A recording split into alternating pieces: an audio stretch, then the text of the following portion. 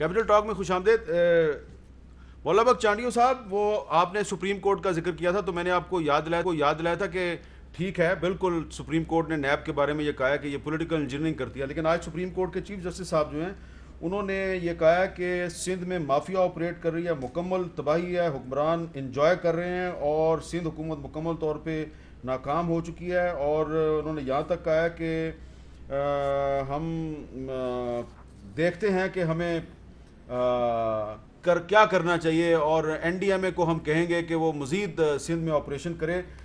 گفتگو سے ایسا لگتا ہے ان کی جو انہوں نے ریمارکس دیے ہیں کہ شاید وہ فیڈرل گورنمنٹ سے کہیں گے کہ سندھ کے معاملات حل کرنے کے لیے وہ بھی کوئی کردار ادا کرے. تو یہ اتنی مایوسی کیوں ہے سندھ حکومت کی کارکردگی کے بارے میں؟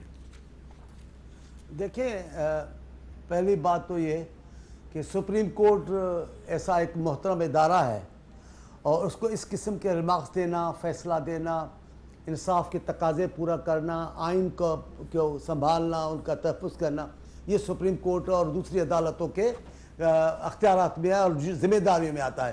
تو میں زیادہ اس پوزیشن میں نہیں ہوں, میں نے وہ فیصلہ سنا بھی نہیں ہے, مجھے پتہ بھی نہیں ہے کہ انہوں نے کہا کیا ہے, لیکن جو آپ سے باتیں سنتا ہوں اس پہ بات میں کر رہا ہوں.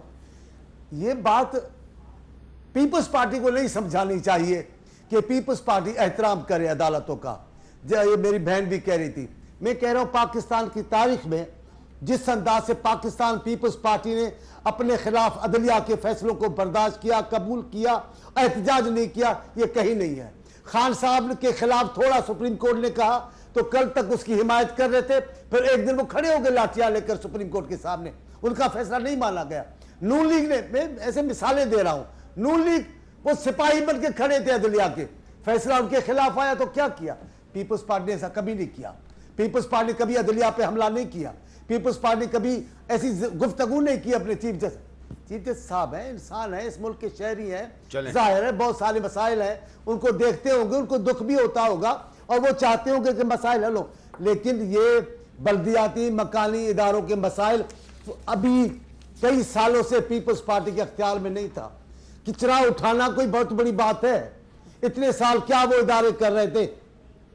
اب ریمارکس پیپلز پارٹی کے لیے میں اس پوزیشن میں نہیں ہوں کہ میں چیف جسٹس صاحب کی بات پہ بات کروں, لیکن یہ باتیں ہمارے لیے ہوتی رہتی ہیں اور اچھا ہے پیپلز پارٹی کو ٹھیک کرنے کے لیے عدلیہ کرتی ہے, اوروں کے معاملے پہ نہیں. لیکن میں ایک خطرناک بات کر رہا ہوں. نہ کریں آپ خطرناک بات, آپ خطرناک بات نہیں, ضرور کروں گا, ضرور سن لیں, ضرور سن لیں, ضرور سنیں, یہ اہم بات ہے. میں محترم و مکرم سپریم کورٹ کے تمام ریمارکس کا اور فیصلوں کا احترام کرتے ہوئے کہتا ہوں کہ اسلام آباد میں جو فیصلے دیے جاتے ہیں, ریمارکس آتے ہیں, جو پنجاب کے میں آتے ہیں, پاکستان کا کون سا ادارہ رہ گیا ہے, کون سا ادارہ رہ گیا ہے جس پر سپریم کورٹ کے ریمارکس میں تحفظات کا اظہارہ نہیں کیا گیا؟ چلیں ٹھیک ہے. کون سا کارنامہ بتایا گیا ہے پاکستان کا؟ یہ تو عدلیہ کے ریمارکس میں تو پوری ریاست بیٹھ چکی ہے. اب اس کا حل جو ہوگا, سندھ کا مسئلہ بھی وہی حل ہو جائے گا. چلیں ٹھیک ہے. اچھا ملکہ بخاری صاحب, آپ کا کیا خیال ہے کہ اس میں سپریم کورٹ فیڈریشن سے کیا کردار توقع کر سکتا ہے؟ دیکھیں, پہلی بات تو یہ ہے کہ جہاں تک اعلیٰ عدالت کے ریمارکس کی آبزرویشنز کی بات ہے, پاکستان تحریک انصاف کے رویے کی بات ہے, ہم نے اپنے ہر اقدام سے یہ دکھا دیا ہے عوام کو اور پاکستان کے لوگوں کو کہ ہم اعلیٰ عدالت کے فیصلوں کو احترام کرتے ہیں, چاہے وہ ہمارے حق میں آئیں یا ہمارے خلاف آئیں. ہم دوہرا رویہ اختیار نہیں کرتے. جوڈیشل کمیشن کا فیصلہ آپ کے سامنے تاریخ کا پارٹ ہے, آپ نے دیکھا, آپ اس کیس میں بیٹھے بھی, ہمارے خلاف آیا, ہم نے قبول کیا. میں بیٹھا نہیں, میں نے اس کیس میں گواہی دی تھی کہ 2013 کے الیکشن میں دھاندلی ہوئی ہے.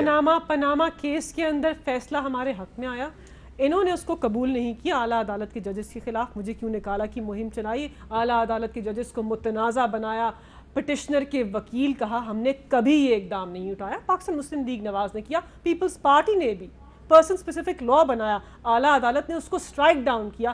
انہی کے وزیر اعظم نے کہا کہ میں خط نہیں ترسیل کروں گا. اعلیٰ عدالت کے تحریر نامے کو نہیں مانا. ہم نے یہ کبھی نہیں کیا. عمران خان صاحب نے 17 سال کی دستاویزات دیے اعلیٰ عدالت کو اور کہا کہ آپ اس کو دیکھ لیجئے. انہوں نے دیکھ کر کہا کہ آپ صادق اور امین ہیں. یہ ہمارا عمل ہے. اب جہاں تک وفاق کے رول کی بات ہے, دیکھیں ہم آئین کی طرف دیکھیں گے, بیکاز سپریم کورٹ کی جو ججز ہیں وہ آئین کے گارڈینز ہیں, آئین کی سرپرستی کرتے ہیں, اس کی تشریح کرتے ہیں. آرٹیکل 149 جس کے اوپر پہلے بات ہو چکی ہے, وہ یہ کہتا ہے, اس کے اوپر ججمنٹ بھی ہے کہ وفاق کے پاس یہ پاورز ہیں کہ وہ ڈائریکشن دیں صوبوں کو اگر ان کو لگے کہ اس پروونس کی پیس کو, اس کی ٹرانکولیٹی کو, اس کی اکنامک لائف کو کسی قسم کا نقصان ہو رہا ہے. اور سندھ کے اندر جس قسم کے ایشوز بنیادی جو ان کے حقوق جو ہیں جو سلب ہو رہے ہیں, اس سے یہی لگتا ہے کہ وفاق کو اپنا رول پلے کرنا چاہیے آئین کے مطابق, اور ان کو ان کی رائٹس گارنٹی کرنی چاہیے سندھ کے لوگوں کو, جو ان کو ابھی تک پاکستان پیپلز پارٹی نہیں دے سکی.